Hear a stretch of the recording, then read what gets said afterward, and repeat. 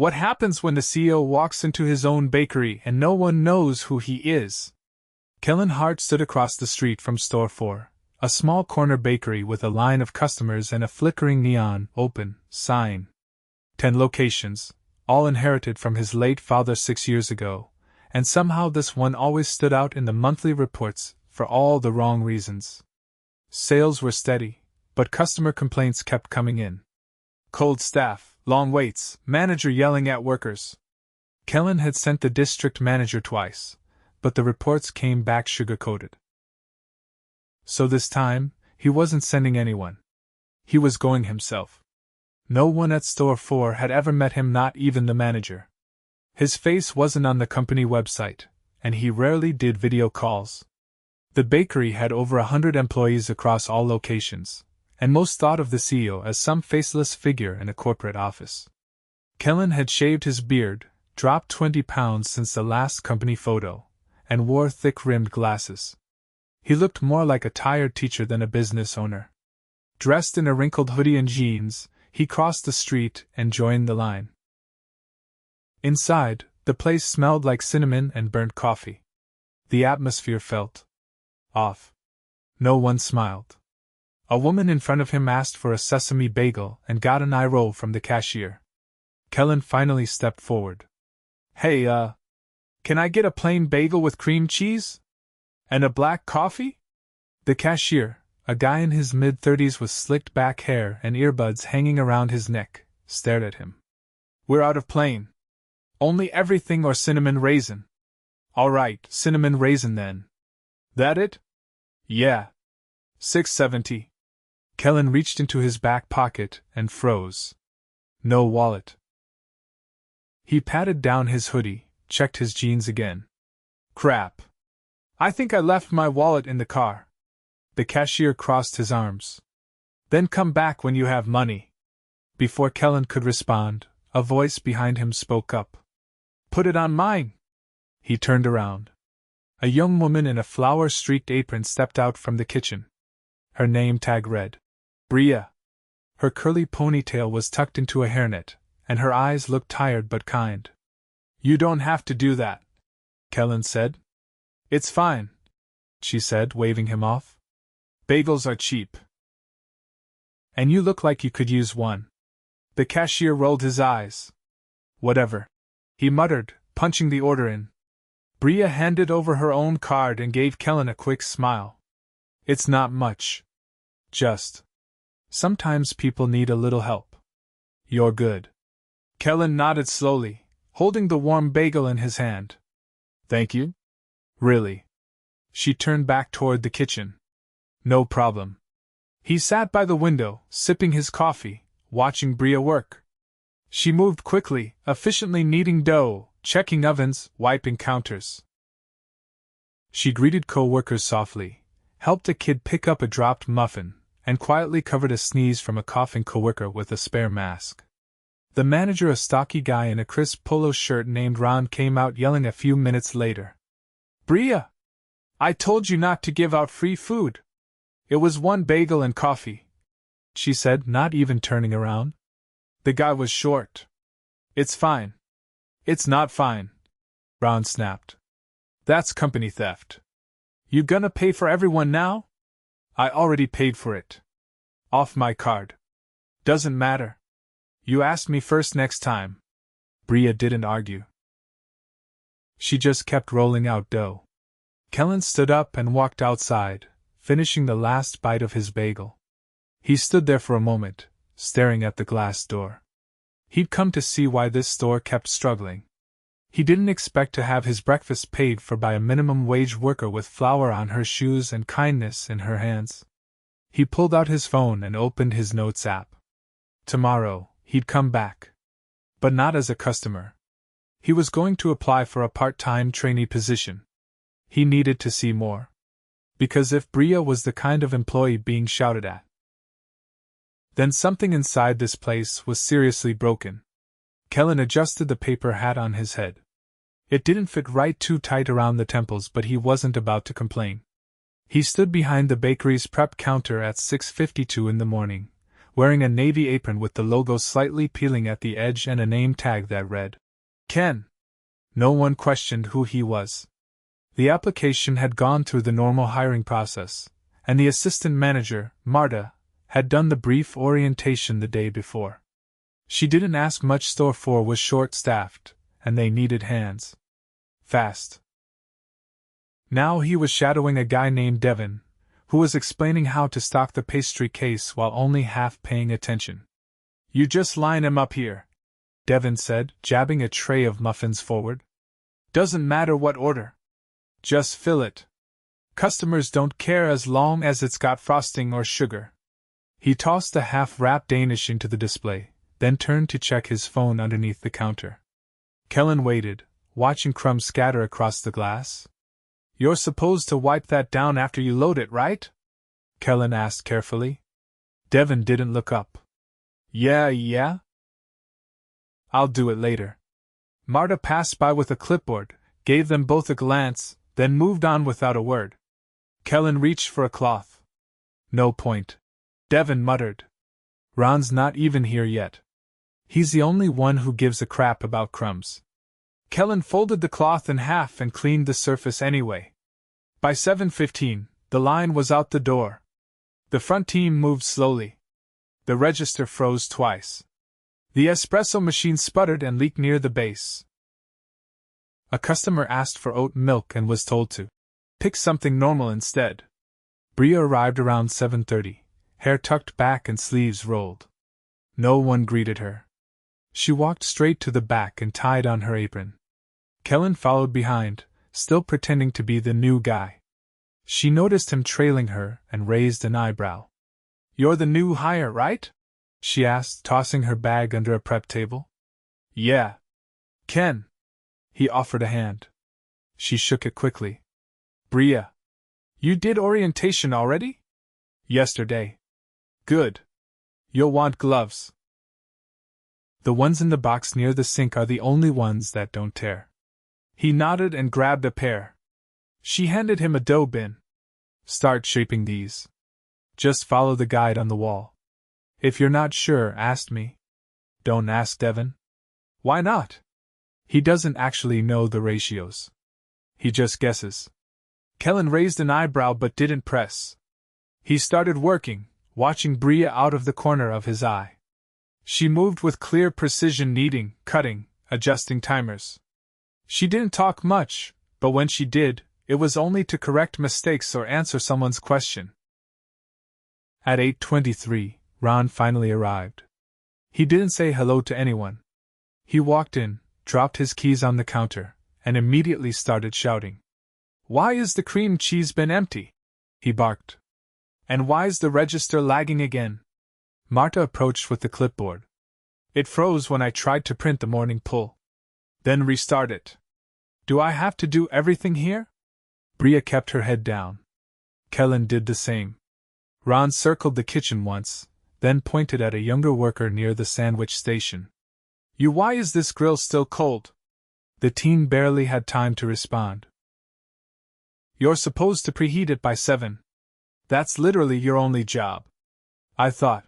Don't think. Just listen. Kellan felt his jaw tighten.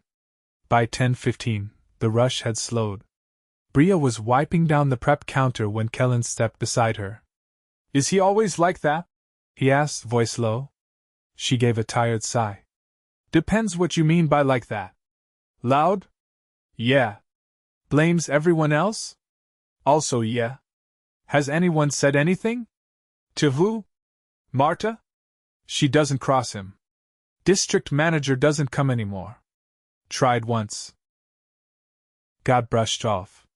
Kellan watched Ron chatting with Devin near the espresso machine. Neither of them were working. A line was forming at the register again. Bria noticed. I'll go jump on register. You stay here. Shouldn't one of them? They won't. She slipped past the counter and started taking orders. Her rhythm was fast, efficient without being robotic. She knew regulars' names, remembered lactose preferences, offered substitutions without being asked. Kellan stayed in prep, watching the rest of the kitchen struggle. The teen from earlier was now cleaning the grill alone, while Marta tried to fix the receipt printer with duct tape. Devin had disappeared into the walk-in fridge for a suspiciously long time. At 11:32, a woman came in pushing a stroller. She looked exhausted, one arm balancing a toddler while the other reached into her purse. Bria stepped out from behind the counter. "Want me to help carry that?" The woman smiled gratefully. "Thank you. I just need a bagel and iced tea." Ron stepped out from the back, saw the woman juggling the stroller and toddler, and rolled his eyes. "No strollers in the front. You're blocking the path." The mother blinked.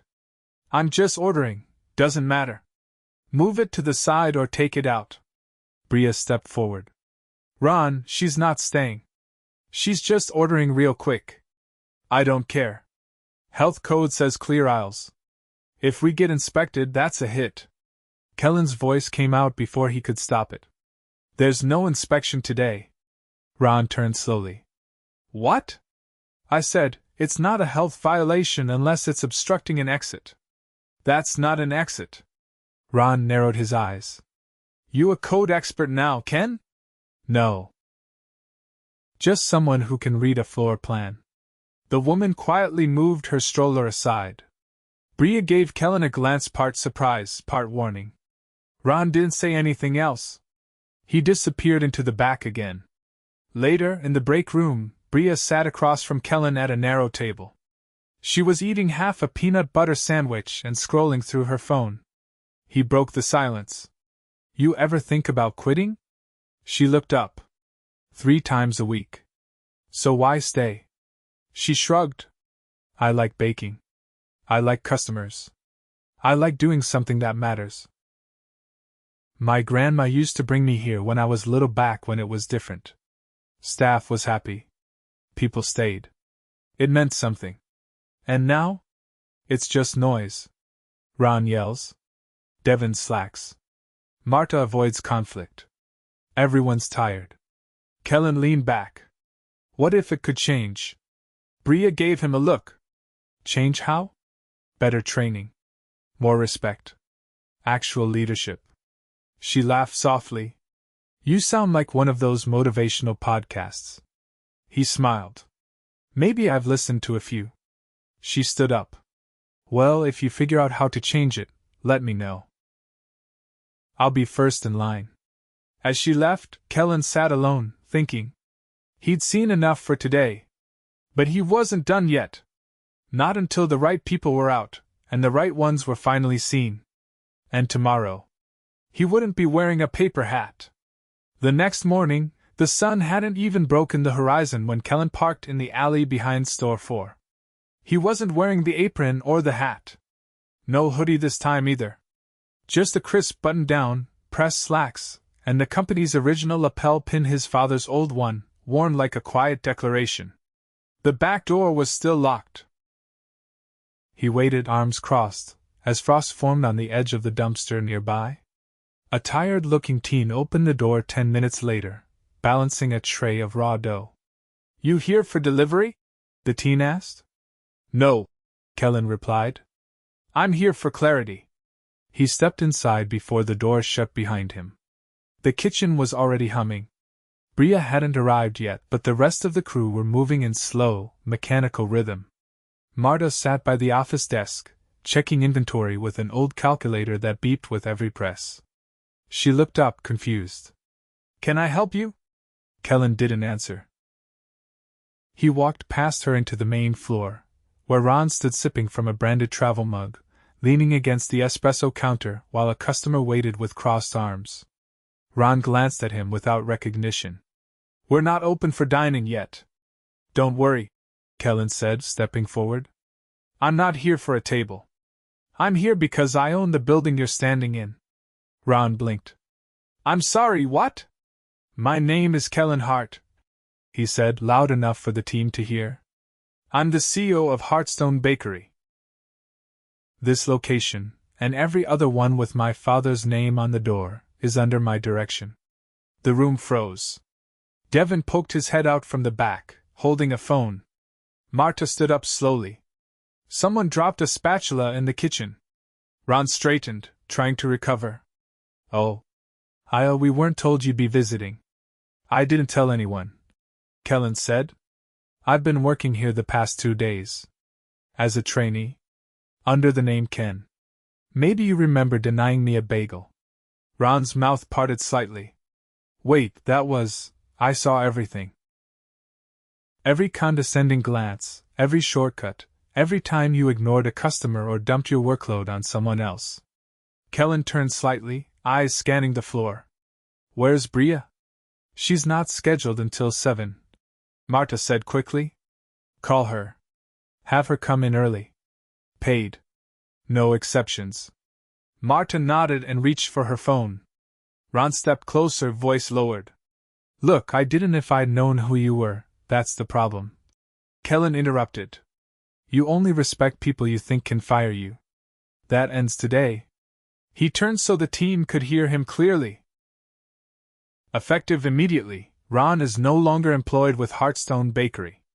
He'll be escorted out after he collects his personal items. I will not tolerate abusive behavior, neglect, or employees who treat customers and staff like obstacles. Ron's face flushed. You're making a mistake. No, Kellan said. You made one. Ron turned and stormed toward the back. No one followed him. Kellan looked at Marta. You've been here how long?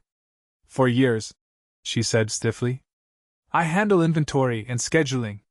Do you do them well? I try. Ron didn't let me approve changes without him signing off. Even small ones. You're interim manager until I say otherwise. You'll work directly with me. If you see a problem, fix it. If you need support, ask. You'll have it. She nodded, eyes wide. Devin stepped forward, still holding his phone. So, what happens to the rest of us? That depends, Kellan said. You've got 2 choices. Step up or step out. If you're here to hide behind corners and let other people carry the weight, there's no room for that anymore. Devin looked down, said nothing, and backed away. Bria arrived 15 minutes later, breath visible in the morning air as she stepped through the front door. When she saw Kellan standing in front of the counter, not in uniform, her steps slowed. He walked toward her. You came in early, she said. I asked for you? She tilted her head. Why? He took a breath. Because you're the reason I didn't walk out of this place on day 1. You paid for my bagel. You covered for lazy coworkers, handled customers with patience, and did twice the work for half the credit. I saw everything. Her eyes flicked toward the others. So what now? You're getting a raise. Starting today. $5 more per hour. And you're being offered the new position of kitchen lead. If you want it. She stared at him, stunned. Seriously? You've earned it 10 times over, he said. But if you say no, that's fine. I'll still make sure you're treated right.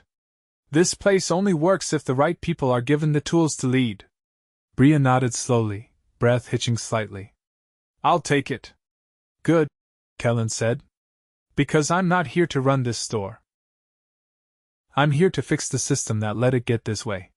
He stepped back to face the team. There will be changes. Standards will rise.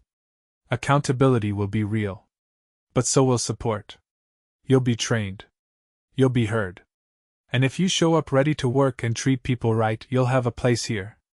No one spoke for a moment. Then someone clapped awkwardly at first, but it spread. Even Marta joined in, quietly at first, then fully. Devin didn't clap, but he didn't walk away either. Kellan pulled out his phone and opened the employee portal. He tapped into Ron's profile and locked it.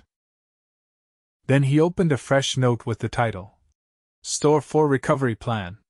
He spent the rest of the morning walking through the kitchen with Bria, noting broken equipment, outdated procedures, and scheduling gaps. He asked questions. She answered, pointed, explained. At one point, she paused mid-sentence and looked at him. Why now? She asked. Why come here in person? Kellan didn't hesitate. Because I got tired of reading reports that didn't match the truth. And because people like you deserve more than promises from behind a desk. She studied him for a moment, then nodded and turned back to the oven timer. By noon, the atmosphere had shifted. It wasn't cheerful, not yet. But the silence was gone. People moved with more focus, more purpose. Marta asked for access to the full scheduling system. Kellan granted it. The teen who'd opened the back door earlier now bussed tables without being asked. Kellan stood near the front counter, watching it all. A woman ordered a bagel and coffee, and Bria passed it to her with a quiet smile. The customer smiled back. He turned to leave, coat folded over one arm. Bria called after him. You coming back tomorrow? He paused at the door, then looked over his shoulder. Every week. Unannounced. No more hiding behind titles. Then he stepped outside, the bell above the door jingling once before it clicked shut behind him.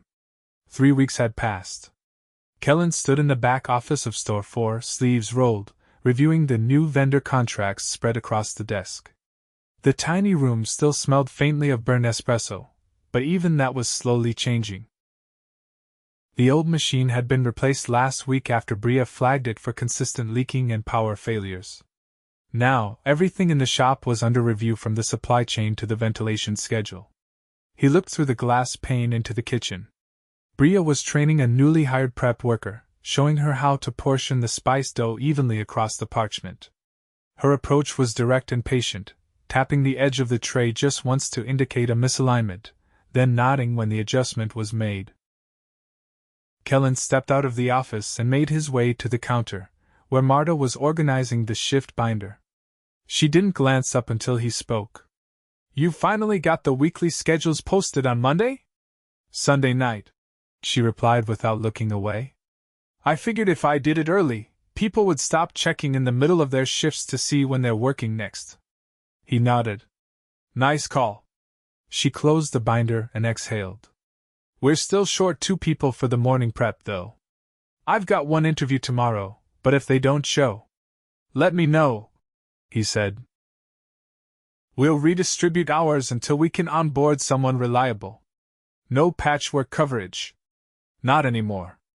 A customer stepped up to the register, and Marta turned to greet her, pulling the scanner closer. Kellan gave her space and walked toward the back, where Bria had just finished explaining the mixer controls. He waited until the trainee headed to the sink, then asked, How's she doing? Bria adjusted her gloves. Green, but she listens. Not like that last guy, the one who thought using a timer was overkill. Some people don't realize consistency is the job, Kellan said. Exactly. They both turned as the front bell rang and a man in a utilities jacket stepped inside, wiping rain off his sleeves. He looked around, uncertain, then approached the counter. Marta spoke with him briefly, then pointed him toward the back. He walked over, holding a clipboard. I'm with facilities. Here to check on the new exhaust system? Kellan nodded. Right. We've been getting heat buildup during the mid-morning rush. Bria, can you show him the prep line vent? She motioned him toward the back without a word. As they disappeared into the kitchen, Kellan took out his phone and opened the staff dashboard. He scrolled through the timecard logs, noting the reduced overtime hours. The changes were taking effect. Even if progress was slow, it was visible. Marta called out from the register. Hey, Kellan? He turned. There's someone here asking about a refund from last month. Says they were overcharged for a catering pickup. He walked over. A woman stood at the counter, arms crossed, holding a faded receipt. Her tone was clipped. I was told I'd get a call back. No one followed up. Kellan glanced at the receipt. It was from 2 weeks before he'd gone undercover. He scanned the order details. You were charged for 36 items. But your order was for 24? Yes. And when I picked it up, the staff insisted it was correct. I didn't have time to argue, I had a meeting. He turned to Marta. Can you open the archived register logs for that day? She nodded and tapped the screen. Kellan looked back at the woman. I'm sorry no one followed up. That shouldn't have happened. We'll process a full refund now. Her eyebrows lifted slightly. Just like that? Yes. And I'd like to offer you a voucher for a future order on the house. She softened a little. All right. That's fair. Marta printed the voucher and processed the refund. The woman took her card back and gave Kellan a small nod. Thanks. I wasn't expecting that. You should, he said. Every customer should. She left quietly, and Marta turned to him. I didn't know we could offer vouchers without Ron's sign-off. You don't need anyone's sign-off anymore. If it's the right call, make it. Just log it in the comp report. She nodded slowly, as if adjusting to new muscle memory. By early afternoon, the store had settled into a steady rhythm. The new prep hire moved with more confidence now, and Bria had returned to the oven timers, adjusting the bake schedules to match the new climate controls. Kellan sat at a side table near the window, going over the updated training manual he and Bria had drafted the week before. It wasn't flashy, but it was clear step-by-step procedures, safety notes, and quality benchmarks. More than anything, it gave people a starting point. A shadow passed across the table. Devin stood there, hands in his pockets. You got a minute? Kellan closed the binder. What's up? Devin hesitated. I've been covering late shifts. Not just closing, like actual cleanup. Bria's been helping, but it's a lot. You want fewer hours? No. I want to do more. But not stuck on closing. I've been showing the new hires how to use the espresso machine. Thought maybe I could train. Kellan studied him. You didn't seem too interested in helping others a few weeks ago. Devin looked away. Yeah. I know. I used to think if I just kept my head down, the chaos would pass over me. But now that there's structure expectations, I want to be part of that. Kellan nodded once. All right. I'll put you through the trainer certification. It's 2 sessions. You complete both, we'll bump your pay and give you a shift lead rotation. Devin's shoulders eased slightly. Thanks. I'll show up. As he walked away, Kellan reopened the binder and made a note beside Devin's name. The front door opened again. This time, it was a man in a dark green company jacket, the regional health inspector. Marta looked up and froze. Kellan stood and approached casually. Afternoon. Surprise inspection, the man said. Just need access to prep and storage. Of course. Follow me. He led him through the kitchen, where Bria gave a quick glance but didn't pause her work. The inspector moved efficiently, checking labels, fridge temps, and food handling logs. After 30 minutes, he returned to the front. Everything looks solid, he said. No violations. Better than last time by a mile. I'd hope so, Kellan replied. We've made some changes. The inspector closed his tablet. Whatever you're doing, keep it up. This location used to be flagged for follow-ups. Not anymore. Kellan thanked him and saw him out.